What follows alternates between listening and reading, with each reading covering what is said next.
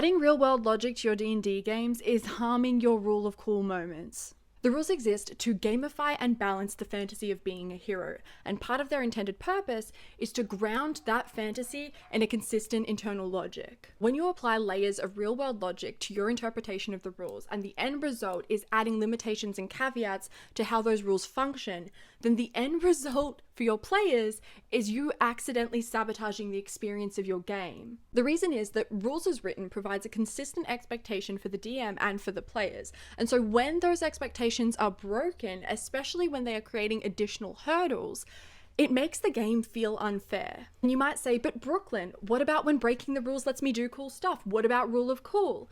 And to that I say, Rule of Cool should never be used in the DM's favor. As the DM, you have every tool under the sun at your disposal.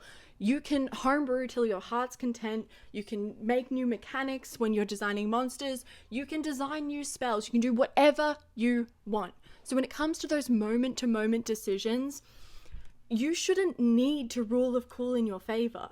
And I think that there's a school of thought, especially amongst newer DMs, where they want to ground their moment-to-moment decision-making in a sense of realism.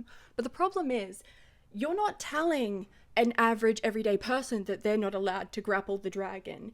You're telling the fantasy equivalent of a superhero that they can't grapple the dragon. And I know that nobody likes a rules lawyer, but when you can't rely on the rules as written to back you up when your DM is ruling against you, then you can't rely on that game being fair. The payoff for Rule of Cool when you want to break the rules comes from the consistency of your other rulings meeting player expectations. It should be noticeable when the rules are being broken, and it should always be in the best interest of the players. You have to know the rules to break the rules.